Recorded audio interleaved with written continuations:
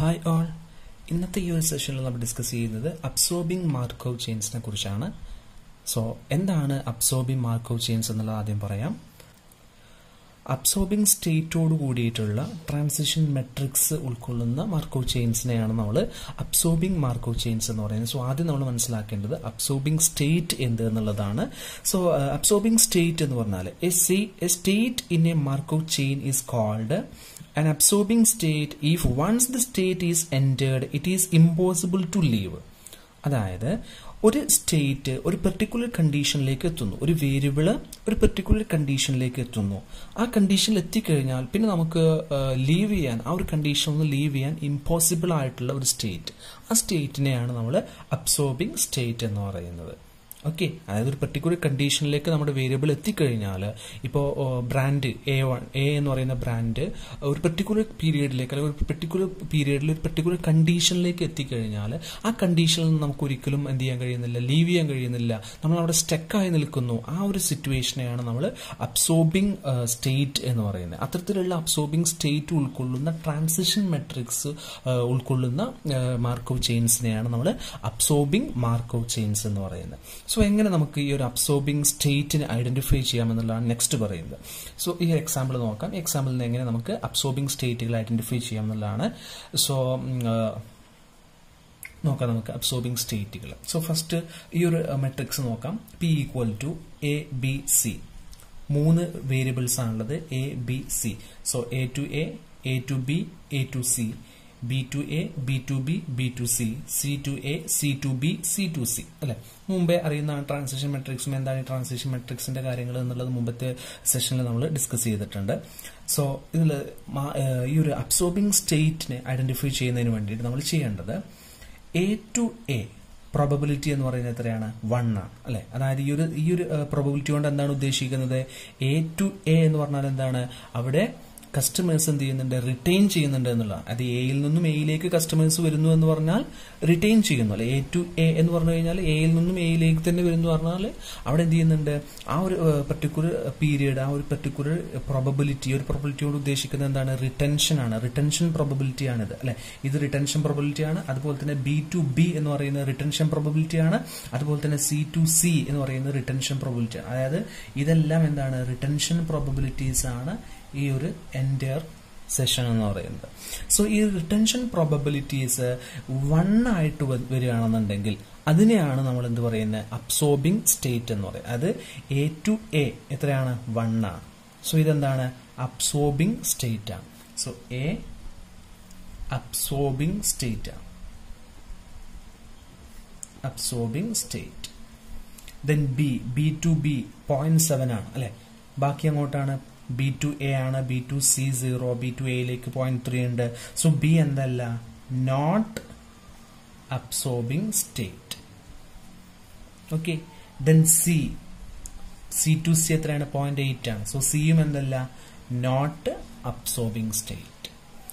So absorbing state നമ്മൾ identify ചെയ്യുന്നത് നമ്മുടെ ട്രാൻസിഷൻ മെട്രിക്സിൽ റിട്ടൻഷൻ പ്രോബബിലിറ്റി 1 ആണെന്നുണ്ടെങ്കിൽ അതിന് നമുക്ക് എന്ത് ചെയ്യാം? അബ്സോർബിംഗ് സ്റ്റേറ്റ് ആയിട്ട് കൺസിഡർ ചെയ്യാവുന്നതാണ്. നെക്സ്റ്റ് എക്സാമ്പിൾ നോക്കാം. A B C 3 വേരിയബിൾസ് ആണുള്ളത്. ദെൻ നമുക്ക് നോക്കാം. A to A 0 ആണ്. അല്ലെ, A to C ആണ് 1 വന്നിട്ടുള്ളത്. സോ A എന്തല്ല? A is not absorbing state. Okay, then B to A 0, B to B 1. So B എന്താണ്? B is absorbing state. Absorbing state. Then C എന്ന് പറയുന്നത് എന്താണ്? C to A ആണ് 1. അല്ലെ, C to B 0 ആണ്, C to C 0 ആണ്. So C എന്തല്ല? Not absorbing state. Okay, so ഇവിടെ അബ്സോർബിംഗ് സ്റ്റേറ്റ് ആയിട്ടുള്ളത് B to B ആണ്. സോ ഈ രീതിയിലാണ് നമ്മൾ ഒരു ട്രാൻസിഷൻ മെട്രിക്സിൽ നിന്നും അബ്സോർബിംഗ് സ്റ്റേറ്റുകളെ ഐഡന്റിഫൈ ചെയ്യുന്നത്. സോ ഇത്തരത്തിലുള്ള ട്രാൻസിഷൻ മെട്രിക്സുകളെ ട്രാൻസിഷൻ മെട്രിക്സോട് കൂടിയിട്ടുള്ള മാർക്കോവ് ചെയിൻസിനെയാണ് നമ്മൾ അബ്സോർബിംഗ് മാർക്കോവ് ചെയിൻസ് എന്നുകൊണ്ട് ഉദ്ദേശിക്കുന്നത്. പിന്നെ ഇതിനെ കൂടാതെ ഈ ഒരു മാർക്കോവ് ചെയിൻസുകളെ ഐഡന്റിഫൈ ചെയ്യുന്നതിന് വേണ്ടിയിട്ട് ഒരു കണ്ടീഷനും കൂടെ പറയുന്നുണ്ട്. അബ്സോർബിംഗ് മാർക്കോവ് ചെയിൻസിനെ ഐഡന്റിഫൈ ചെയ്യാൻ വേണ്ടിയിട്ട് ഇവിടെ 2 കണ്ടീഷൻസ് ആണ്. ഒന്ന്, there is at least 1 absorbing state. ഏതെങ്കിലും ഒന്ന് എന്ത് ചെയ്യണം, ഒരു സ്റ്റേറ്റ് അബ്സോർബിംഗ് സ്റ്റേറ്റ് ആയിട്ട് മാറുക എന്നുള്ളതാണ്. എങ്ങനെയാണ് നമ്മൾ അബ്സോർബിംഗ് സ്റ്റേറ്റ് ഐഡന്റിഫൈ ചെയ്യുന്നത് നമ്മൾ തൊട്ട് മുമ്പേ പറഞ്ഞു അല്ലെ. ആ രീതിയിൽ ഒരു മെട്രിക്സിനകത്ത് ഏതെങ്കിലും ഒരു സ്റ്റേറ്റ് എങ്കിലും അബ്സോർബിംഗ് സ്റ്റേറ്റ് ആണെന്നുണ്ടെങ്കിൽ നമുക്ക് എന്ത് ചെയ്യാം, അതിനെ മാർക്കോവ് ചെയിൻസിനെ അബ്സോർബിംഗ് മാർക്കോവ് ചെയിൻ ആണ്, അബ്സോർബിംഗ് ചെയിൻ ആണ് എന്നുള്ളത് നമുക്ക് പറയാവുന്നതാണ്. ദെൻ രണ്ടാമത്തെ കണ്ടീഷൻ എന്ന് പറയുന്നത് it is possible to go from each non absorbing state to at least one absorbing state in a finite number of steps.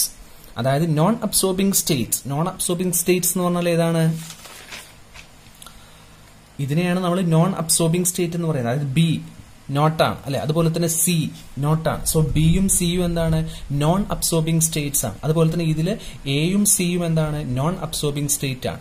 So രണ്ടാമത്തെ കണ്ടീഷൻ എന്ന് പറയുന്നത് ബിയിലേക്ക്, അതായത് അബ്സോർബിംഗ് സ്റ്റേറ്റ് ആയിട്ടുള്ള ഈ ഒരു സ്റ്റേറ്റിലേക്ക് എന്ത് ചെയ്യണം, മറ്റു സ്റ്റേറ്റുകളിൽ നിന്നും, നോൺ അബ്സോർബിംഗ് സ്റ്റേറ്റുകളിൽ നിന്നും എന്ത് ചെയ്യണം, കസ്റ്റമേഴ്സ് വരണം, അല്ലെങ്കിൽ അതിൽ നിന്നുള്ളൊരു ട്രാൻസിഷൻസ് നടക്കണം. അങ്ങനെയാണെന്നുണ്ടെങ്കിൽ ഒരു ഫൈനൈറ്റ് ആയിട്ടുള്ള സ്റ്റേജിലൂടെ ട്രാൻസിഷൻസ് ഈ ഒരു അബ്സോർബിംഗ് സ്റ്റേറ്റിലേക്ക് നോൺ അബ്സോർബിംഗ് സ്റ്റേറ്റിൽ നിന്നും ഉണ്ട് എങ്കിൽ മാത്രമാണ് അതിനെ ഒരു അബ്സോർബിംഗ് മാർക്കോവ് ചെയിൻ ആയിട്ട് നമ്മൾ കൺസിഡർ ചെയ്യുന്നത്. സോ രണ്ട് കണ്ടീഷനാണ് പറഞ്ഞത്.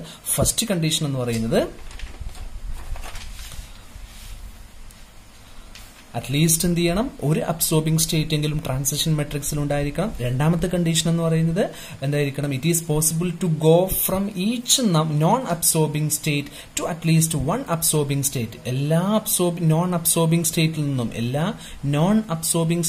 നിന്നും എന്ത് ചെയ്യണം, ഗോ ചെയ്യണം, അതായത് കസ്റ്റമേഴ്സ് പോവണം എങ്ങോട്ട്, to at least one absorbing state, ഒരു അബ്സോർബിംഗ് സ്റ്റേറ്റിലേക്കെങ്കിലും. അതായത് ഒരു ട്രാൻസിഷൻ മെട്രിക്സിനകത്ത് ഒന്നിൽ കൂടുതൽ അബ്സോർബിംഗ് സ്റ്റേറ്റുകൾ ഉണ്ടായേക്കാം.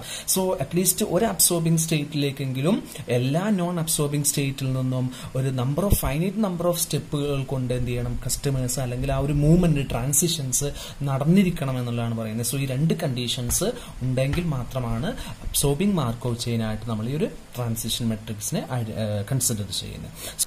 സോ എങ്ങനെ നമുക്ക് ഈ അബ്സോർബിംഗ് മാർക്കോവ് ചെയിൻസിനെ റെക്കഗ്നൈസ് ചെയ്യാം, ഐഡന്റിഫൈ ചെയ്യാം എന്നുള്ളതാണ് പറയുന്നത്.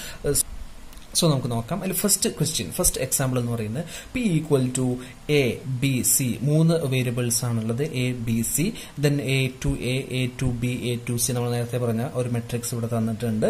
സോ ഈ മെട്രിക്സ് അബ്സോർബിംഗ് മെട്രിക്സ് ആണോ അല്ലയോ എന്നുള്ളത് നമുക്ക് ചെക്ക് ചെയ്യണം. സോ ഇവിടെ രണ്ട് കണ്ടീഷൻ ആണുള്ളത്. ഒന്ന്, ഏതെങ്കിലും ഒരു സ്റ്റേറ്റ് അബ്സോർബിംഗ് സ്റ്റേറ്റ് ആയിട്ട് മാറേണ്ടതുണ്ട്. രണ്ടാമത്തെ കണ്ടീഷൻ എന്ന് പറയുന്നത് എന്താണ്, ആ ഒരു അബ്സോർബിംഗ് സ്റ്റേറ്റിലേക്ക് മറ്റു നോൺ അബ്സോർബിംഗ് സ്റ്റേറ്റിൽ നിന്നുള്ള ഒരു മൂവ്മെന്റ്, ഒരു ട്രാൻസിഷൻ നടന്നിരിക്കണം എന്നുള്ളതാണ്. ഫൈനൈറ്റ് നമ്പർ ഓഫ് സ്റ്റെപ്പോട് കൂടിയിട്ട് എന്ത് ചെയ്യണം, ആ ഒരു ട്രാൻസിഷൻസ് നടന്നിരിക്കണം എന്നുള്ളതാണ് കണ്ടീഷനായിട്ട് പറയുന്നത്. സോ നമുക്ക് നോക്കാം. ആദ്യം നമുക്ക് ഇതിൽ അബ്സോർബിംഗ് സ്റ്റേറ്റ്സ് ഉണ്ടോ ഇല്ലയോ എന്നുള്ളത് നമുക്ക് ചെക്ക് ചെയ്യാം. ഓക്കെ, റിട്ടൈൻ ചെയ്യുന്ന പ്രോബബിലിറ്റീസ് എന്ന് പറയുന്നത് ഏതൊക്കെയാണ് അല്ലെ, ഇതെല്ലാം റിട്ടൈൻ ചെയ്യുന്ന പ്രോബബിലിറ്റീസ് ആണ്. ഈ പ്രോബബിലിറ്റീസിൽ 1 വരുന്ന ആ ഒരു പോർഷൻ, ആ ഒരു സ്റ്റേറ്റിനെയാണ് നമ്മൾ എന്ത് പറയുന്നത്, അബ്സോർബിംഗ് സ്റ്റേറ്റ് എന്ന് ഞാൻ നേരത്തെ പറഞ്ഞു അല്ലെ. സോ A to A എന്ന് പറയുന്നത് 1 ആണ് അല്ലെ. B to B എന്ന് പറയുന്നത് എത്രയാണ്, 0.8 ആണ്. C to C എന്ന് പറയുന്നത് 0.9 ആണ്. അപ്പൊ ഏതാണ് absorbing state, A to A ആണ് അബ്സോർബിംഗ് സ്റ്റേറ്റ് എന്ന് പറയുന്നത് അല്ലെ. സോ ഇതിന് ഇനി നെക്സ്റ്റ് ഒന്നാമത്തെ കണ്ടീഷൻ എന്താണ്, അപ്പോൾ അബ്സോർബിംഗ് സ്റ്റേറ്റ് ഉണ്ടായിരിക്കണം എന്നുള്ളതാണ്. ദെൻ രണ്ടാമത്തെ കണ്ടീഷൻ നമുക്ക് നോക്കാം. ഈ ഒരു അബ്സോർബിംഗ് സ്റ്റേറ്റിലേക്ക് മറ്റു നോൺ അബ്സോർബിംഗ് സ്റ്റേറ്റ്സ് ആയിട്ടുള്ള ബിയിൽ നിന്നും സിയിൽ നിന്നും ട്രാൻസിഷൻസ് നടക്കുന്നുണ്ടോ ഇല്ലയോ എന്നുള്ളതാണ് നമ്മൾ ചെക്ക് ചെയ്യേണ്ടത്. ഓക്കെ, അതിനു വേണ്ടിയിട്ട് നമ്മൾ ഇവിടെ ഒരു ട്രാൻസിഷൻ ഡയഗ്രാം നമ്മൾ പ്രിപ്പയർ ചെയ്യുന്നു. ആ ട്രാൻസിഷൻ ഡയഗ്രാം വരയ്ക്കുന്നത് ഇങ്ങനെയാണ്. നമ്മുടെ സ്റ്റേറ്റുകൾ എന്ന് പറയുന്നത്, വേരിയബിൾസ് എന്ന് പറയുന്നത് A B C. സോ ഞാനിവിടെ ആ diagram വരക്കുന്നു. A B and C. Then A to A, എയിൽ നിന്നും എയിലേക്ക് വരുന്ന എത്രയാണ്, 1 ആണ്. So A to A 1. Okay, A to B 0. So അതായത് എയിൽ നിന്നും ബിയിലേക്ക് 0 ആണ്. A to C 0, എയിൽ നിന്നും സിയിലേക്കും വരുന്നില്ല. Then B to A that is 0.2. So B to A 0.2. Okay, then B to B 0.8. So B to B 0.8. Then B to C 0. B to C 0. Then C to A 0. C to A 0. C to B 0.1. So C to B 0.1. Then C to C 0.9. C to C 0.9. ഇതിനെയാണ് നമ്മൾ transition diagram എന്ന് പറയുന്നത്. ഈ diagram വരയ്ക്കുന്നത് എങ്ങനെയാണെന്നുള്ളത് മനസ്സിലായിട്ടുണ്ടാവും എന്ന് വിചാരിക്കുന്നു. സോ ഒന്നുകൂടെ പറയാം. A to A 1. So A to A 1. Then A to B 0, A to C 0. No connection. Then B to A 0.2, B to A 0.2. Then B to B 0.8, B to B 0.8. Then B to C 0. There is no connection. Then C to A 0, no connection. C to B 0.1, C to B 0.1. Then C to C 0.9. Okay. So നമ്മുടെ absorbing state എന്ന് പറയുന്നത് A ആണ് അല്ലെ. A ആണ് absorbing state. ഞാൻ just ഒന്ന് ഇവിടെ mark ചെയ്യുന്നു. എ ആണ് നമ്മുടെ അബ്സോർബിംഗ് സ്റ്റേറ്റ്. സോ ഈ ഒരു സ്റ്റേറ്റിലേക്ക് മറ്റു നോൺ അബ്സോർബിംഗ് സ്റ്റേറ്റിൽ നിന്നും എന്ത് ചെയ്യുന്നുണ്ട്, കസ്റ്റമേഴ്സ് അല്ലെങ്കിൽ ട്രാൻസിഷൻസ് വരുന്നുണ്ടോ ഇല്ലയോ എന്നുള്ളതാണ് അല്ലെ. അതായത് വരുന്നുണ്ട് ഫൈനൈറ്റ് സ്റ്റെപ്പിലൂടെ, നമ്പർ ഓഫ് ഫൈനൈറ്റ് സ്റ്റെപ്പിലൂടെ വരുന്നുണ്ടോ എന്നുള്ളതാണ്. ഡയറക്റ്റ് ആയിട്ട് വരുന്നുണ്ടോ എന്നുള്ളതല്ല. അതായത് സിയിൽ നിന്നും ബിയിലേക്ക് വരുന്നുണ്ട്, ബിയിൽ നിന്ന് എന്ത് ചെയ്യുന്നുണ്ട്, എയിലേക്ക് വരുന്നുണ്ട്. സോ സിയിൽ നിന്നും ബിയിൽ നിന്നും എന്ത് ചെയ്യുന്നുണ്ട്, എയിലേക്ക് കസ്റ്റമേഴ്സ് മീൻസ് ട്രാൻസിഷൻസ് നടക്കുന്നുണ്ട് എന്നുള്ളതാണ് ഇതിൽ നിന്ന് മനസ്സിലാവുന്നത്. അതായത് ഈ ഒരു മെട്രിക്സ് എന്ന് പറയുന്നത് എന്താണ്, അബ്സോർബിംഗ് മാർക്കോവ് ചെയിൻസ് ആണ്. ഓക്കെ. ദെൻ നെക്സ്റ്റ് മെട്രിക്സ് നോക്കാം. രണ്ടാമത്തെ മെട്രിക്സ്. ഇതും ഇതേപോലെ തന്നെ നമ്മൾ എന്ത് ചെയ്യുന്നു, ഡയഗ്രാം വരച്ചിട്ട് കണ്ടെത്തുന്നു. Okay. Then A B C. Okay. നമുക്ക് അബ്സോർബിംഗ് സ്റ്റേറ്റ് ഉണ്ടോ ഇല്ലയോ എന്നുള്ളത് നോക്കാം. So absorbing state B to B 1. So ഇത് അബ്സോർബിംഗ് സ്റ്റേറ്റ് ആണ്. അബ്സോർബിംഗ് സ്റ്റേറ്റ് ഉണ്ട്. ദെൻ ഇതിന്റെ ട്രാൻസിഷൻസ് ഉണ്ടോ എന്നുള്ളതാണ് നെക്സ്റ്റ് നോക്കുന്നത്. അബ്സോർബിംഗ് സ്റ്റേറ്റിലേക്ക് നോൺ അബ്സോർബിംഗ് സ്റ്റേറ്റുകളിൽ ട്രാൻസിഷൻസ് ഉണ്ടോ എന്നുള്ളതാണ് ചെക്ക് ചെയ്യുന്നത്. So A to A 0, A to A 0. Okay. Then A to B 0, A to C 1, A to C 1. Okay. Then B to A 0, B to A 0, B to B 1. So B to B 1. Then B to C 0. C to A 1. C to A 1. Then C to B 0. C to C 0. Okay. ഇവിടെ നമ്മുടെ absorbing state എന്ന് പറയുന്നത് ഏതാണ്, B ആണ് നമ്മുടെ absorbing state. നോക്കൂ നിങ്ങൾ, ഈ ഒരു ബിയിലേക്ക്, ഈ ഒരു അബ്സോർബിംഗ് സ്റ്റേറ്റിലേക്ക് നോൺ അബ്സോർബിംഗ് സ്റ്റേറ്റ് ആയിട്ടുള്ള എയിൽ നിന്നും സിയിൽ നിന്നും യാതൊരുവിധ ട്രാൻസിഷൻസും നടക്കുന്നില്ല. അതായത് ഈ ഒരു ട്രാൻസിഷൻ മെട്രിക്സ് എന്ന് പറയുന്നത് അബ്സോർബിംഗ് മാർക്കോവ് ചെയിൻസ് അല്ല എന്നുള്ളതാണ് ഇന്ന് മനസ്സിലാകുന്നത്. ഈ രീതിയിലാണ് നമ്മൾ അബ്സോർബിംഗ് മാർക്കോവ് ചെയിൻ ആണോ അല്ലയോ എന്നുള്ളത് റെക്കഗ്നൈസ് ചെയ്യുന്നത്. ഓക്കെ. ദെൻ നമ്മുടെ transition matrix absorbing Markov chain ആണ് എന്നുള്ളത് നമ്മൾ ഐഡന്റിഫൈ ചെയ്ത് കഴിഞ്ഞാൽ, റെക്കഗ്നൈസ് ചെയ്ത് കഴിഞ്ഞാൽ, നെക്സ്റ്റ് നമ്മൾ ഇതിന് പ്രോബ്ലത്തിന് സൊല്യൂഷൻ കാണുന്നതിന് വേണ്ടിയിട്ട് നമ്മൾ ഈ ഒരു ട്രാൻസിഷൻ മെട്രിക്സിനെ ഒന്ന് റീ അറേഞ്ച് ചെയ്യേണ്ടതുണ്ട്. ആ റീ അറേഞ്ച് ചെയ്യേണ്ട ഫോമിനെയാണ് സ്റ്റാൻഡേർഡ് ഫോം എന്നറിയപ്പെടുന്നത്. A transition matrix for an absorbing Markov chain is standard form. Absorbing ചെയിനിലുള്ള ട്രാൻസിഷൻ മെട്രിക്സിനെയാണ് നമ്മൾ സ്റ്റാൻഡേർഡ് ഫോം എന്ന് പറയുന്നത്. അതായത് നമുക്ക് ക്വസ്റ്റ്യനിൽ തന്നിട്ടുണ്ടായിരിക്കുക, അല്ലെങ്കിൽ നമുക്ക് തന്നിട്ടുള്ളത് നോർമൽ ആയിട്ടുള്ള ഒരു മെട്രിക്സ് ആയിരിക്കും. ആ മെട്രിക്സിനെ നമ്മൾ എന്ത് ചെയ്യും, സ്റ്റാൻഡേർഡ് ഫോമിലേക്ക് കൺവേർട്ട് ചെയ്യും. അത് കൺവേർട്ട് ചെയ്യുന്നതിന് വേണ്ടിയിട്ട് നമ്മൾ നമ്മുടെ ട്രാൻസിഷൻ മെട്രിക്സിനെ 4 പാർട്ടായിട്ട് ഡിവൈഡ് ചെയ്യുന്നുണ്ട്. സോ നമ്മുടെ ട്രാൻസിഷൻ മെട്രിക്സിനെ നമ്മൾ ഈ ഒരു രീതിയിൽ 4 പാർട്ടായിട്ട് ഡിവൈഡ് ചെയ്യും. അതിൽ ഈ ഒരു ഭാഗത്ത്, അത് എ എന്ന് പറയുന്ന ഈ 2 ഭാഗങ്ങളിൽ നമ്മൾ ഡിനോട്ട് ചെയ്യേണ്ടത്, അല്ലെങ്കിൽ നമ്മൾ നോട്ട് ചെയ്യേണ്ടത്, നമ്മൾ എഴുതേണ്ടത്, നമ്മുടെ അതിന്റെ ഭാഗത്ത് നമ്മൾ എഴുതി ചേർക്കേണ്ടത് എന്താണ്, അബ്സോർബിംഗ് സ്റ്റേറ്റുകളാണ്. അതായത് നമ്മൾ ട്രാൻസിഷൻ മെട്രിക്സിലെ അബ്സോർബിംഗ് സ്റ്റേറ്റുകളെയാണ് നമ്മൾ എന്ത് ചെയ്യേണ്ടത്, ഈ ഒരു ഭാഗത്ത് എഴുതേണ്ടത്. ദെൻ നോൺ അബ്സോർബിംഗ് സ്റ്റേറ്റുകളെയാണ് നമ്മൾ ഈ ഒരു ഭാഗത്ത് രണ്ടാമത്തെ സെഷനിൽ, അതുപോലെ തന്നെ ഈ ഒരു സെഷനിൽ നമ്മൾ എഴുതേണ്ടത്. ഇങ്ങനെ 4 പാർട്ടാക്കിയിട്ട് നമ്മൾ ഇതിനെ മാറ്റുന്നുണ്ട്. ദെൻ നമ്മൾ എഴുതേണ്ടത്, അപ്പോൾ നമുക്ക് അബ്സോർബിംഗ് സ്റ്റേറ്റുകളുടെ പ്രോബബിലിറ്റീസ് ആണ് നമ്മൾ ഈ ഒരു ഭാഗത്ത് എഴുതേണ്ടത്. സോ അതിനെ നമ്മൾ ഐഡന്റിറ്റി മെട്രിക്സ് എന്ന് പറയും. അതായത് 4 മെട്രിക്സ് ആയിട്ട് ഡിവൈഡ് ചെയ്യാണ്, IOKM. ഇതിലെ ഐഡന്റിറ്റി മെട്രിക്സും അതുപോലെ തന്നെ ഒ മെട്രിക്സും ആണ് ഇതിലെ ഏറ്റവും നമുക്ക് കാൽക്കുലേഷനിൽ നമ്മൾ ഇതെല്ലാം യൂസ് ചെയ്യുന്നുണ്ടെങ്കിലും ഐഡന്റിറ്റി മെട്രിക്സ് ഐഡന്റിഫൈ ചെയ്യുക എന്നുള്ളതാണ് നമ്മൾ ഏറ്റവും പ്രധാനം. ഐയും ഒയും ഐഡന്റിഫൈ ചെയ്യുക എന്നുള്ളതാണ്. സോ ഐഡന്റിറ്റി മെട്രിക്സ് എന്ന് പറയുന്നത് എന്തായിരിക്കും? നമ്മുടെ അബ്സോർബിംഗ് സ്റ്റേറ്റുകളുടെ മെട്രിക്സുകളെയാണ് നമ്മൾ ഇവിടെ എഴുതുന്നത്. ദെൻ നോൺ അബ്സോർബിംഗ് സ്റ്റേറ്റുകളിൽ 0 ആയിട്ടുള്ളതാണ് നമ്മൾ ഇവിടെ എഴുതുന്നത്. അത് നമ്മൾ ഓട്ടോമാറ്റിക്കലി നമ്മൾ ഈ ഒരു രീതിയിലേക്ക് അറേഞ്ച് ചെയ്യുന്ന സമയത്ത്, അതായത് അബ്സോർബിംഗ് അത് കഴിഞ്ഞ് നോൺ അബ്സോർബിംഗ്, ഇവിടെ അബ്സോർബിംഗ് അത് കഴിഞ്ഞ് നോൺ അബ്സോർബിംഗ്, ഇങ്ങനെ എഴുതുന്ന സമയത്ത് എന്ത് ചെയ്യും? അത് ഓട്ടോമാറ്റിക്കലി അങ്ങനെ വരും. സോ ഈ ഒരു രീതിയിൽ നമ്മൾ എന്ത് ചെയ്യുന്നുണ്ട്? കൺവേർട്ട് ചെയ്യുന്നുണ്ട്, നമ്മൾ ഈ രീതിയിൽ പാർട്ടീഷൻ ചെയ്യുന്നുണ്ട് എന്നുള്ളത് ജസ്റ്റ് ഒന്ന് മനസ്സിലാക്കി വെക്കുക. നമ്മൾ ആ പ്രോബ്ലം ചെയ്യുന്ന സമയത്ത് ഞങ്ങൾക്ക് ഈ ഒരു കൺവേർഷൻ കൃത്യമായിട്ട്, ഈ പാർട്ടീഷനെയൊക്കെ കൃത്യമായിട്ട് മനസ്സിലാകും. ഓക്കെ, സോ നമുക്ക് നെക്സ്റ്റ് ഇതിന്റെ ഒരു പ്രോബ്ലത്തിലേക്ക് പോവാം. സോ പ്രോബ്ലം ഇങ്ങനെയാണ്. Mister Rahim is a wholesaler of stationery goods. He supplies goods on credit to his customers. Due to difficulty in managing his receivables, he set apart the account receivables in 2 categories, such as 0 to 60 days old and 61 to 180 days old. Accounts more than 180 days are considered as bad debts written off. അതായത് റഹീം എന്ന് പറയുന്നത് ഒരു wholesaler, stationery goods നടത്തുന്ന ഒരു wholesaler ആണ്. Then അദ്ദേഹത്തിന് credit customers, ക്രെഡിറ്റിൽ അദ്ദേഹം ഗുഡ്സ് സപ്ലൈ ചെയ്യുന്നുണ്ട്. സോ റിസീവബിൾസ് മാനേജ് ചെയ്യാൻ അദ്ദേഹത്തിന് ബുദ്ധിമുട്ടാണ്. അതുകൊണ്ട് തന്നെ അദ്ദേഹം ടോട്ടൽ റിസീവബിൾസിനെ, അക്കൗണ്ട്സ് റിസീവബിൾസിനെ 2 കാറ്റഗറി ആയിട്ട് ഡിവൈഡ് ചെയ്തിട്ടുണ്ട്. ദാറ്റ് ഈസ് 0 to 60 days ഓൾഡും 61 to 180 days ഓൾഡും. ദെൻ മോർ ദാൻ 180 ഡേയ്സ് വരുന്ന അക്കൗണ്ട്സുകളെല്ലാം ഒരു ബാഡ് ഡെപ്റ്റ് ആയിട്ട് എഴുതുകയാണ് ചെയ്യുന്നത്. Then Rahim currently has rupees 25,000 in accounts receivable. Currently 25,000 രൂപ accounts receivable ഉണ്ട്. ഏതില്? ഈ ഒരു 180 ഡേയ്സിന്റെ ഉള്ളിലായിട്ട് കിട്ടാനുള്ളത്. Then he is too enthusiastic to know what amount he may expect to write off so that he can take suitable provision to bad debts in his accounts. അതായത് അദ്ദേഹത്തിന് ഈ ഒരു information ആണ് അദ്ദേഹത്തിന് കിട്ടേണ്ടത്. അതായത് നമ്മൾ കാൽക്കുലേറ്റ് ചെയ്യേണ്ട ക്വസ്റ്റ്യൻ ഇവിടെയാണ് കിടക്കുന്നത്. എന്താണ് നമ്മുടെ ക്വസ്റ്റ്യൻ എന്ന് പറയുന്നത്? എത്ര എമൗണ്ട് ആണ് എന്ത് ചെയ്യേണ്ടത്? റൈറ്റ് ഓഫ് ചെയ്യേണ്ടത്, അതായത് ബാഡ് ഡെപ്റ്റ് ആയിട്ട് നമ്മൾ എഴുതി തള്ളേണ്ടത് എത്ര എമൗണ്ട് ആണ്, എത്ര എമൗണ്ട് അദ്ദേഹത്തിന് റിസീവബിൾസിൽ 25,000 രൂപയിൽ എത്ര എമൗണ്ട് അദ്ദേഹത്തിന് കിട്ടും എന്നുള്ളത് നമ്മൾ കണ്ടെത്തി പറഞ്ഞു കൊടുക്കണം. സോ നമുക്ക് ഈ ഒരു അബ്സോർബിംഗ് മാർക്കോവ് അനാലിസിസ് ഉപയോഗിച്ചിട്ട്, മാർക്കോവ് ചെയിൻസ് അനാലിസിസ് ഉപയോഗിച്ചിട്ട് നമുക്ക് ഇതിനുള്ള ആൻസർ കണ്ടെത്താവുന്നതാണ്. സോ നമ്മളത് ചെയ്യുന്നതാണ്.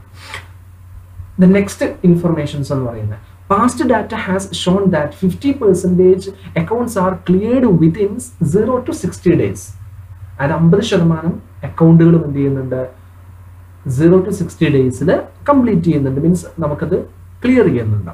Then while 20% lapse in the classification of 61 to 180 days. Then ബാക്കി വരുന്ന 20% എങ്ങോട്ടാണ്? 61 to 180 ഡേയ്സിനുള്ളിലാണ് റിക്കവർ ചെയ്യുന്നത്. Then of the accounts in the 61 to 180 days classification, 40% get paid. 61 to 180 days classificationൽ ആ കാറ്റഗറിയിൽ വരുന്ന ടോട്ടൽ റിസീവബിൾസ് അക്കൗണ്ട്സിലെ 40% അക്കൗണ്ട്സുകളും എന്ത് ചെയ്യുന്നുണ്ട്? നമുക്ക് റിക്കവർ ചെയ്യാൻ പറ്റുന്നുണ്ട്. 30% results in bad debts, 30% bad ഡെപ്റ്റിലേക്ക് പോകുന്നുണ്ട്. And 20% shift to 0 to 60 days, 0 to 60 ഡേയ്സിലേക്ക് ഷിഫ്റ്റ് ചെയ്യുന്നുണ്ട്. Then classification 0 to 60 days classification as an older bill gets paid, and 10% continue in the 61 to 180 days class. 10% എന്ത് ചെയ്യുന്നുണ്ട്? 61 to 180 days classification തന്നെ ആ കാറ്റഗറിയിൽ തന്നെ കണ്ടിന്യൂ ചെയ്യുന്നുണ്ട്.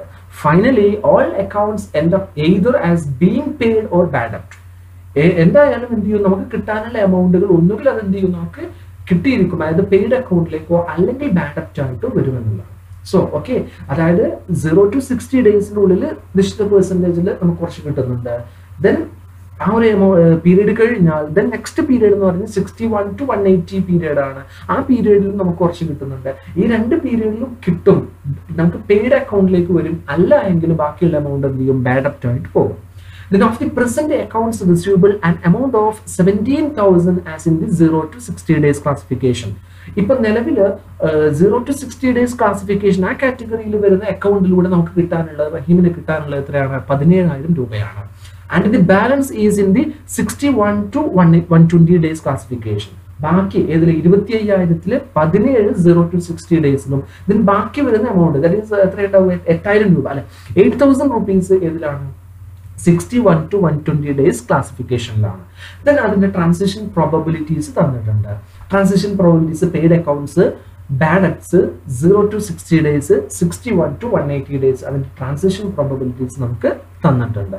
സോ ഈ ഇൻഫർമേഷൻസ് ഉപയോഗിച്ചിട്ട് ഈ ട്രാൻസിഷൻ പ്രോബബിലിറ്റിയും അതുപോലെ തന്നെ നമുക്ക് മുമ്പേ തന്നിട്ടുള്ള ഇൻഫർമേഷൻസും കോസ്റ്റിന്റെ നമുക്ക് കിട്ടാനുള്ള എമൗണ്ട്സിന്റെ ഇൻഫർമേഷൻസും എല്ലാം ഉപയോഗിച്ചിട്ട് നമുക്ക് ഈ മിസ്റ്റർ റഹീമിന് എത്ര എമൗണ്ട് ബാഡ് ഡെബ്റ്റ് ആയിട്ട് പോകും, അതിന്റെ പ്രോബബിലിറ്റി എത്രയായിരിക്കും, അതുപോലെ തന്നെ 0 to 60 days കാറ്റഗറിയിൽ നിന്ന് എത്ര പെർസെൻറ്റേജ് പിന്നെ ബാഡ് ഡെബ്റ്റ് ആയിട്ട് പോകാനുള്ള സാധ്യതയുണ്ട്, അതുപോലെ തന്നെ 61 to 180 days കാറ്റഗറിയിൽ നിന്ന് എത്ര എമൗണ്ട് ബാഡ് ഡെബ്റ്റ് ആയിട്ട് പോകാനുള്ള സാധ്യതയുണ്ട്, ഇങ്ങനെ തുടങ്ങിയിട്ടുള്ള ക്വസ്റ്റ്യൻസിനെല്ലാം നമ്മൾ എന്ത് ചെയ്യേണ്ടതുണ്ട്, ആൻസേഴ്സ് കണ്ടെത്തേണ്ടതുണ്ട്. അദ്ദേഹത്തിന് ഒരു ക്ലിയർ ഈ ഒരു പ്രോബ്ലത്തിന് ക്ലിയർ ആയിട്ടുള്ള ഒരു പിക്ചർ നമുക്ക് നൽകാൻ ഈ ഒരു അബ്സോർബിംഗ് മാർക്കോവ് അനാലിസിസിലൂടെ നമുക്ക് സാധിക്കുന്നതാണ്. സോ നമ്മൾ ആദ്യമായിട്ട് ചെയ്യേണ്ടത് എന്താണ്, ഈ അബ്സോർബിംഗ് മാർക്കോവ് അനാലിസിസിന് വേണ്ടിയിട്ട് നമുക്ക് തന്നിട്ടുള്ള ഈ transition probabilities absorbing Markov analysis ആണോ എന്നുള്ളത് നമ്മൾ ചെക്ക് ചെയ്യേണ്ടതുണ്ട്. അതായത് ഈ ട്രാൻസിഷൻ പ്രോബബിലിറ്റീസിൽ അബ്സോർബിംഗ് സ്റ്റേറ്റ്സ് ഉണ്ടോ ഇല്ലയോ എന്നുള്ളത് നമ്മൾ ചെക്ക് ചെയ്യേണ്ടതുണ്ട്. സോ നമുക്ക് നേരെ സൊല്യൂഷനിലേക്ക് പോവാം. ക്വസ്റ്റ്യനിൽ തന്നിട്ടുള്ള ട്രാൻസിഷൻ മെട്രിക്സ് ഇതാണ്. Paid accounts to paid account 1, then paid accounts bad 0, paid accounts to 0 to 60 days 0, paid accounts to 61 to 180 days 0. So ഈ രീതിയിൽ നമുക്ക് ക്വസ്റ്റ്യനിൽ തന്നിട്ടുള്ള ട്രാൻസിഷൻ മെട്രിക്സ് ആണിത്. സോ നമ്മൾ ഫസ്റ്റ് സ്റ്റെപ്പ് ഈ ഒരു പ്രോബ്ലത്തിന് സൊല്യൂഷൻ കാണുന്നതിന് വേണ്ടിയിട്ട് ഇത് അബ്സോർബിംഗ് ആണോ അല്ലയോ എന്നുള്ളത് ചെക്ക് ചെയ്യണം. സോ നമുക്കിവിടെ റിട്ടൻഷൻ നോക്കാം അല്ലെ. റിട്ടൻഷൻ പ്രോബബിലിറ്റീസ് എന്ന് പറയുന്നത് ഇതാണ് നമ്മുടെ റിട്ടൻഷൻ പ്രോബബിലിറ്റീസ് എന്ന് പറയുന്നത് അല്ലെ. സോ ഈ റിട്ടൻഷൻ പ്രോബബിലിറ്റീസിൽ 1 വന്നിട്ടുള്ള എല്ലാം എന്താണ്, അബ്സോർബിംഗ് ആണ്. അതായത് പെയ്ഡ് അക്കൗണ്ടും ബാഡ് ഡെബ്റ്റ്സും ഇത് രണ്ടും എന്താണ്, അബ്സോർബിംഗ് ആണ് അല്ലെ. സോ അബ്സോർബിംഗ് ആണ് രണ്ടും, ബാക്കിയുള്ള രണ്ടും എന്താണ്, നോൺ അബ്സോർബിംഗ് ആണ്. ക്ലിയർ. ദെൻ രണ്ടാമത്തെ കണ്ടീഷൻ എന്താണ്, നമ്മുടെ Markov chain absorbing Markov chain ആണോ എന്ന് ഐഡന്റിഫൈ ചെയ്യുന്നതിന് വേണ്ടി, റെക്കഗ്നൈസ് ചെയ്യുന്നതിന് വേണ്ടിയിട്ട് രണ്ട് കണ്ടീഷൻ അല്ലെങ്കിൽ സെക്കൻഡ് കണ്ടീഷൻ ആണ്. ഒന്നാമത്തെ കണ്ടീഷൻ ഓക്കെ സക്സസ് ആണ്. കാരണം എന്താണ്, നമുക്കിവിടെ അറ്റ്ലീസ്റ്റ് ഒന്നാണ് പറഞ്ഞില്ല, ഇവിടെ 2 അബ്സോർബിംഗ് സ്റ്റേറ്റ്സ് ഉണ്ട്. സോ ഇനി നെക്സ്റ്റ് സ്റ്റേജ് എന്ന് പറയുന്നത് ഈ ഒരു ഏതെങ്കിലും ഒരു അബ്സോർബിംഗ് സ്റ്റേറ്റിലേക്കെങ്കിലും മറ്റു എല്ലാ നോൺ അബ്സോർബിംഗ് സ്റ്റേറ്റിൽ നിന്നും ട്രാൻസിഷൻസ് ഉണ്ടായിരിക്കണം എന്നുള്ളതാണ്. സോ അതിന് വേണ്ടിയിട്ട് നമ്മൾ എന്ത് ചെയ്യുന്നു, ഇതിന്റെ ട്രാൻസിഷൻ ഡയഗ്രാം നമ്മൾ വരച്ചു നോക്കുന്നു.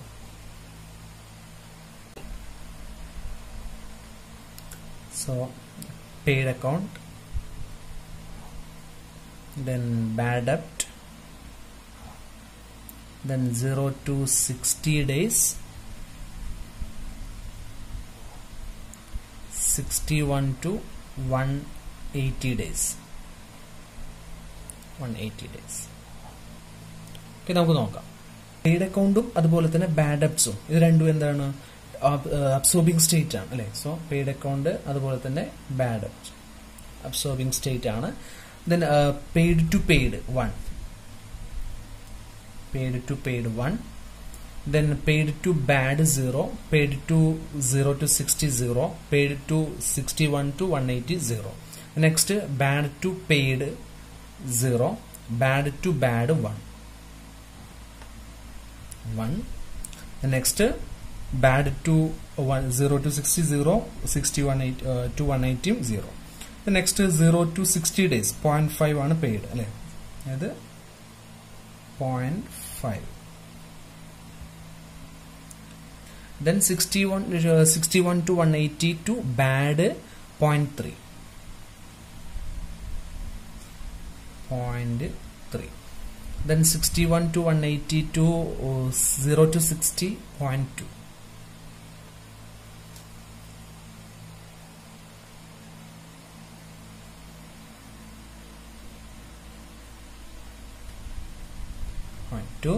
Then next 61 to 61 0.1. Okay. So നമുക്ക് നോക്കാം കണ്ടീഷൻ.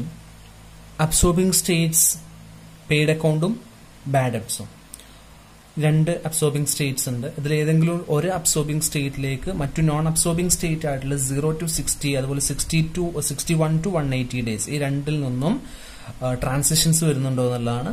രണ്ടിൽ നിന്നും എന്ത് ചെയ്യുന്നുണ്ട്, ട്രാൻസിഷൻസ് ഇതിലേക്ക് വരുന്നുണ്ട്. സോ ഇതെന്താണ്, ഒരു അബ്സോർബിംഗ് മാർക്കോവ് ചെയിൻ ആണ്. സോ ഇതിന്റെ സൊല്യൂഷൻ നമ്മൾ നെക്സ്റ്റ് സ്റ്റേജിലേക്ക് പോകുന്നു. നെക്സ്റ്റ് സ്റ്റേജ് എന്ന് പറയുന്നത് എന്താണ്, നമ്മുടെ ഈ ഒരു ട്രാൻസിഷൻ മെട്രിക്സിനെ നമ്മൾ നേരത്തെ പറഞ്ഞ ആ ഒരു മെട്രിക്സിലേക്ക്, അതായത് നമ്മുടെ സ്റ്റാൻഡേർഡ് ഫോമിലേക്ക് നമ്മൾ കൺവേർട്ട് ചെയ്യാം. അതായത് 4 ഭാഗമാക്കിയിട്ട് മാറ്റും, 4 പാർട്ടുകളായിട്ട് നമ്മൾ മാറ്റുകയാണ്. ഓക്കെ, നമ്മൾ ഈ ഒരു ഓർഡറിലാണ് മാറ്റുന്നത്. അതായത് അബ്സോർബിംഗ് സ്റ്റേറ്റുകളാണ് നമ്മൾ ആദ്യം എഴുതുന്നത്, then non absorbing state.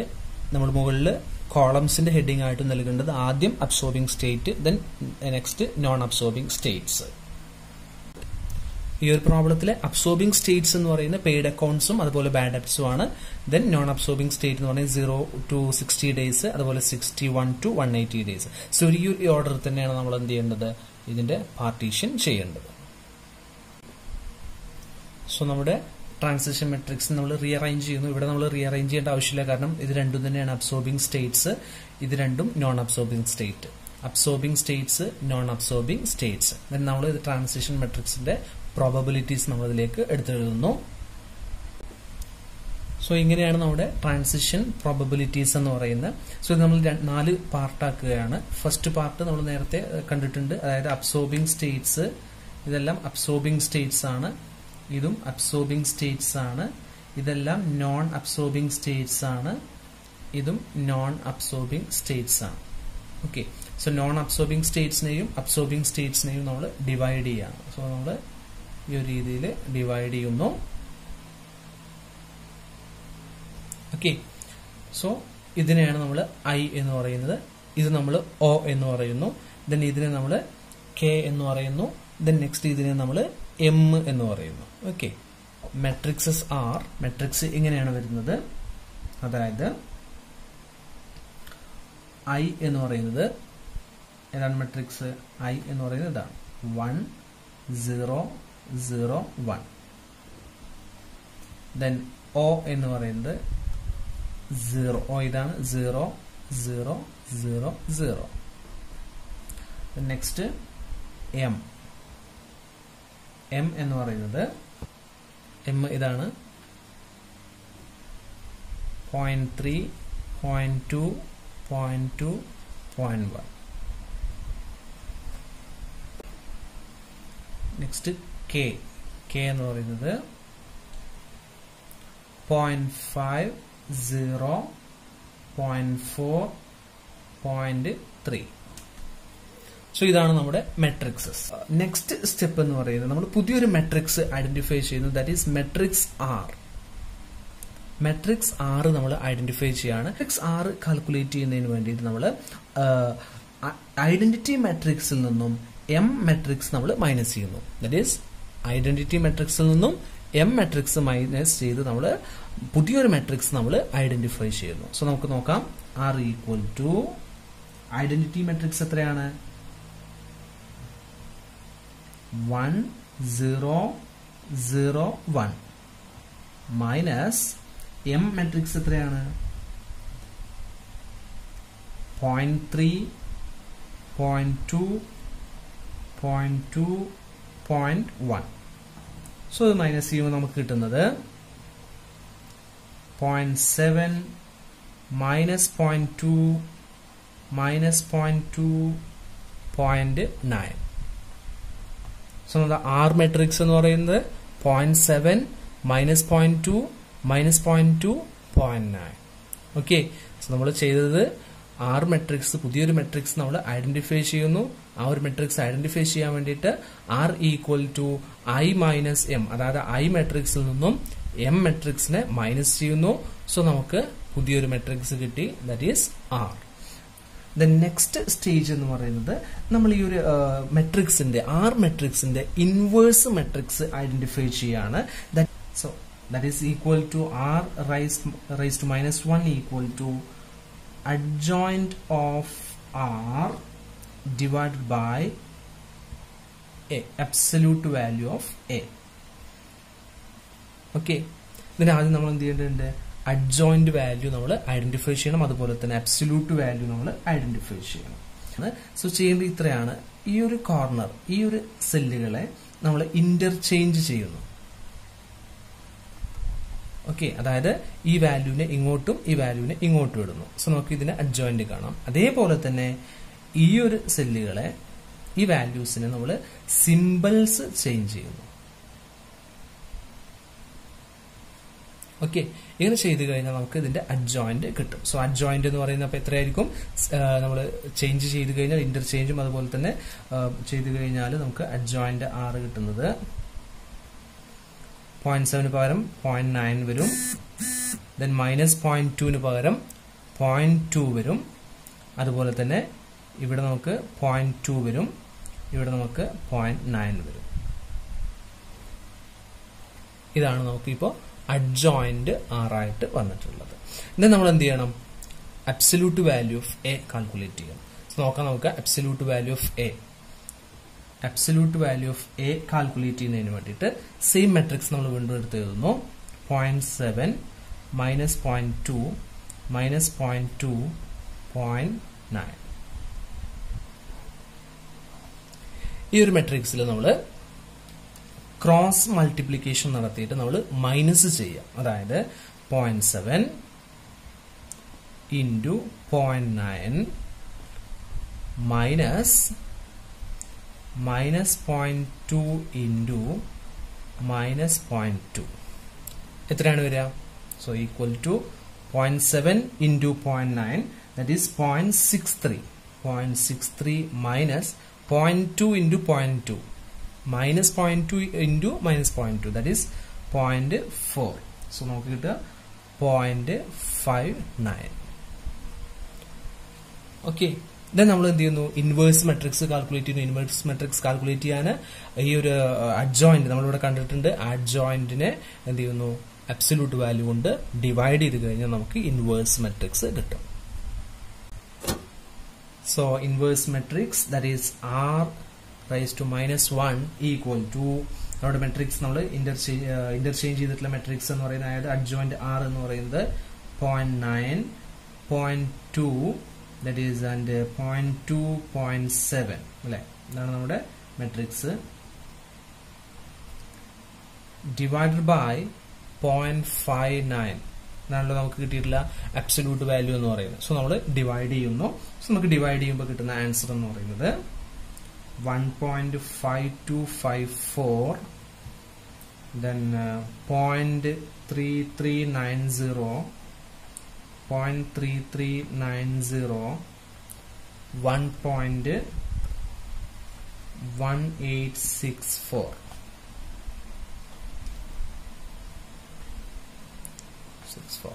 Okay, ഇതാണ് നമുക്ക് കിട്ടുന്ന ഇൻവേഴ്സ് മെട്രിക്സ് ഓഫ് ആർ എന്ന് പറയുന്നത്. ദെൻ നെക്സ്റ്റ് സ്റ്റേജ് എന്ന് പറയുന്നത്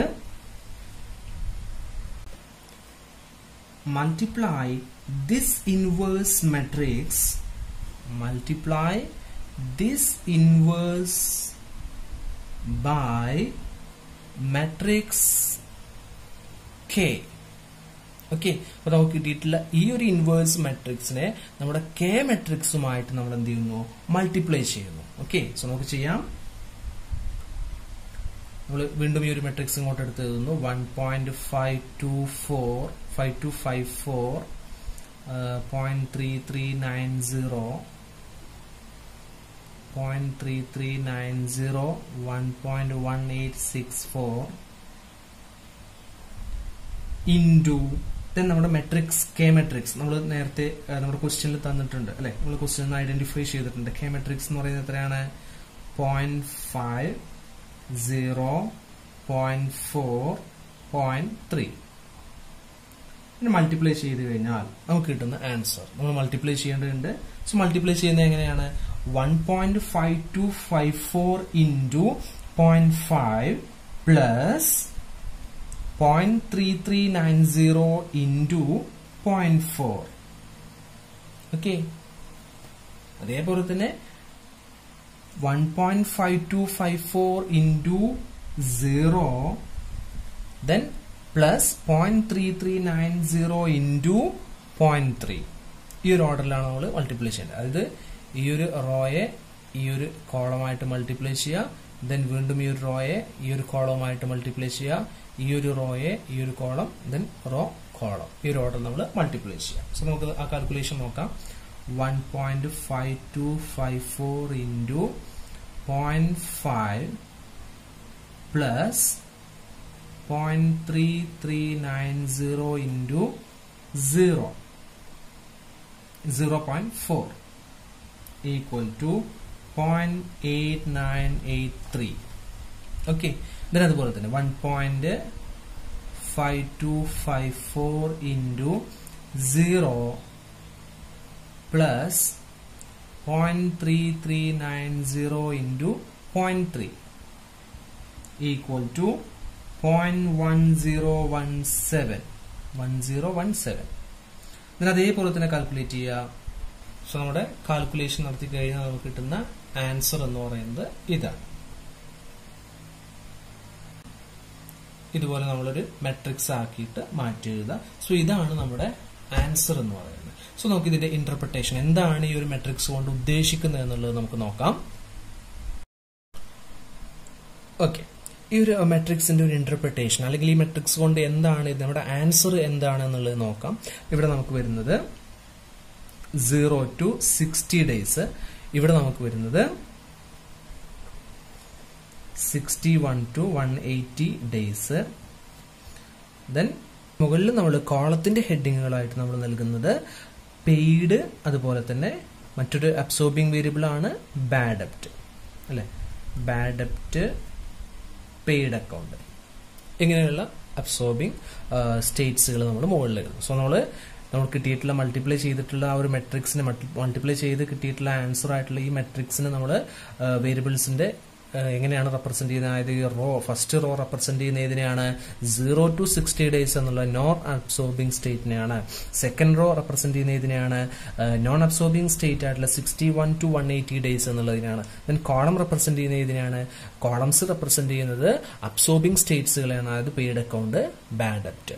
ദെൻ ഇതിന്റെ ഇന്റർപ്രിട്ടേഷൻ നമുക്ക് നോക്കിയാൽ തന്നെ മനസ്സിലാവും. അതായത് 0 to 60 ഡേയ്സിന്റെ പ്രോബബിലിറ്റി, പെയ്ഡ് അക്കൗണ്ട് ആവാനുള്ള പ്രോബബിലിറ്റി എന്ന് പറയുന്നത് 0.8983 ആണ്. അതായത് 89.83%ഉം 0 to 60 ഡേയ്സിൽ കിട്ടാനുള്ള 89.83%ഉം ഏതിൽ വരും, പെയ്ഡ് അക്കൗണ്ട്, അതായത് നമുക്കത് കിട്ടും എന്നുള്ളതാണ്. 89%ഉം അത് കിട്ടാനാണ് പ്രോബബിലിറ്റി, സാധ്യത എന്ന് പറയുന്നത്. എന്നാൽ നമുക്ക് 10.17% ബാഡ് ഡെപ്റ്റ് ആവാനും സാധ്യത ഉണ്ട് എന്നുള്ളത്. അതായത് നമുക്ക് കിട്ടാനുള്ള എമൗണ്ടിന്റെ 89.83% നമുക്ക് ലഭിക്കും, പെയ്ഡ് അക്കൗണ്ടിലേക്ക് വരും. ദെൻ 10.17 എന്താവും, അത് ബാഡ് ഡെപ്റ്റ് ആയിട്ട് പോകും. ദെൻ 61 to 180 ഡേയ്സിൽ നമുക്ക് കിട്ടാനുള്ള എമൗണ്ടിന്റെ 64.41 അല്ലെ, 0.6441 എന്ന് പറഞ്ഞാൽ 64.41%ഉം പെയ്ഡ് അക്കൗണ്ടിലേക്കും. ദെൻ റിമൈനിങ് ബാലൻസ് എത്രയാണ്, 35.59, അത്രയും എമൗണ്ട് ഏതിലേക്ക് പോകും, പെർസെന്റേജ് ബാഡ് ഡെപ്റ്റിലേക്കും പോവാം. സോ ഇതിന്റെ ആക്ച്വൽ എമൗണ്ട് ആണ് നമ്മൾ എന്ത് ചെയ്യേണ്ടത്, ഇതിന്റെ കണ്ടെത്തി കൊടുക്കേണ്ടത്. ഇത് അതിന്റെ പ്രോബബിലിറ്റി ആണ് അല്ലെ, പെർസെന്റേജ് ആണ്. സോ ഇതിന്റെ എമൗണ്ടിലേക്ക് നമുക്ക് മാറ്റാം. ഓക്കെ, ക്വസ്റ്റ്യനിൽ പറഞ്ഞിട്ടുള്ളത് 25,000ഉം നമുക്ക്. ഓക്കെ, അപ്പൊ ടോട്ടൽ എമൗണ്ട് നമ്മുടെ കയ്യിലുള്ള ടോട്ടൽ, അതായത് മിസ്റ്റർ റഹീമിന്റെ അടുത്ത് റിസീവബിൾസ് ആയിട്ടുള്ള ടോട്ടൽ എമൗണ്ട് എന്ന് പറയുന്നത് എത്രയാണ്, 25,000 ആണ് അല്ലെ, 25,000 ആണ് റഹീമിന്റെ അടുത്ത് ഉള്ളത്. അതില് 17%ഉം ഏതൊരു കാറ്റഗറിയിൽ വരുന്നതാണ്, 0 to 60 ഡേയ്സ് കാറ്റഗറിയിൽ വരുന്നതാണ് 17%. ദെൻ ബാക്കി 17,000. ദെൻ ബാക്കി 8,000 എന്ന് പറയുന്ന ഏതിൽ വരുന്നതാണ്, 61 to 180 ഡേയ്സിൽ വരുന്ന. നമ്മൾ കാൽക്കുലേറ്റ് ചെയ്യാൻ പറഞ്ഞിട്ടുള്ള എന്തായിരുന്നു, ഈ 25,000 റുപ്പീസിൽ എത്ര റുപ്പീസ് നമുക്ക് അദ്ദേഹത്തിന് റിട്ടേൺ ആയിട്ട്, അതായത് നമുക്ക് തിരികെ കിട്ടും, റിസീവബിൾസിൽ വരും. ദെൻ എത്ര റുപ്പീസ് അയാൾക്ക് നഷ്ടമാകും എന്നുള്ള. സോ നമ്മൾ അതിന്റെ പ്രോബബിലിറ്റി നമ്മൾ കാൽക്കുലേറ്റ് ചെയ്തു. ഇനി അതിന്റെ എമൗണ്ടിലേക്ക് നമ്മളത് മാറ്റുകയാണ്. ഓക്കെ, സോ നമ്മൾ കാൽക്കുലേറ്റ് ചെയ്യുന്നു, റിക്കവർ ചെയ്യാനുള്ള പ്രോബബിലിറ്റീസ് ആണ് ഇത് രണ്ടും അല്ലെ. അത് പെയ്ഡ് അക്കൗണ്ടിൽ രണ്ടും എന്താണ്, റിക്കവർ ചെയ്യാനുള്ള പ്രോബബിലിറ്റിയാണ്. സോ 25,000ന്റെയും അതുപോലെ തന്നെ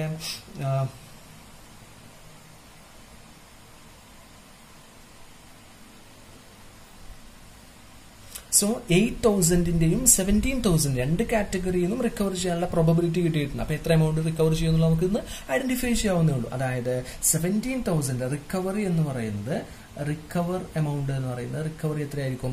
17,000 ഇൻറ്റു പ്രോബബിലിറ്റി എത്രയാണ്? 0.8983 ആണ് അല്ലെ. സോ 0.8983 പ്ലസ് then 8,000 എന്ന് പറയുന്നത് 61 to 180 ഡേയ്സ് കാറ്റഗറിയിൽ വരുന്നതാണ്. അതിന്റെ പ്രോബിലിറ്റി 0.6441 ആണ്. സോ നമ്മൾ മൾട്ടിപ്ലൈ ചെയ്യുന്നു 8,000 ഇൻറ്റു 0.6441 നമ്മൾ ആഡ് ചെയ്ത് കഴിഞ്ഞാൽ നമുക്ക് കിട്ടുന്ന എമൗണ്ട് എന്ന് പറയുന്നത് എത്രയാണ്? 20,440.9. അതായത് 25,000 രൂപ അയാൾക്ക് റിസീവബിൾ ആയിട്ടുണ്ട്. അതിൽ 20,440 രൂപ 40.9 രൂപ എന്ത് ചെയ്യും? അദ്ദേഹത്തിന് റിക്കവർ ചെയ്യാൻ അയാൾക്ക് അക്കൗണ്ടിലേക്ക് വരും. സോ ബാക്കി എമൗണ്ട് എന്ന് പറയുന്നത് അദ്ദേഹത്തിന് നഷ്ടമാണ്. അതും നമ്മുടെ പ്രോബിലിറ്റിന്റെ ബാഡ് ഡെപ്റ്റിലേക്ക് പോകാനുള്ള സാധ്യത എത്ര എന്നുള്ളത് നമ്മൾ പ്രോബിലിറ്റിയിൽ കാൽക്കുലേറ്റ് ചെയ്യുന്നത്. സോ അതും കൂടി നമുക്ക് കാൽക്കുലേറ്റ് ചെയ്യാം. Then bad debt എന്ന് പറയുന്നത് 25,000 minus 20,440.9 എത്രയാണ് എമൗണ്ട് വരുന്നത്? 4,559.1 റുപ്പീസ് എന്ത് ചെയ്യും? അദ്ദേഹത്തിന് ബാഡ് ഡെപ്റ്റ് ആയിട്ട് പോകാനും സാധ്യതയുണ്ട് എന്നുള്ളതാണ് നമ്മുടെ ഈ ഒരു കാൽക്കുലേഷനിൽ നമ്മൾ മനസ്സിലാക്കിയത്. സോ ഇതാണ് അക്കൗണ്ട് റിസീവബിൾസിൽ അബ്സോർബിംഗ് മാർക്കോവ് അനാലിസിസ് ഉപയോഗിച്ചിട്ട് നമ്മൾ സൊല്യൂഷൻ കണ്ടെത്തുന്നത്.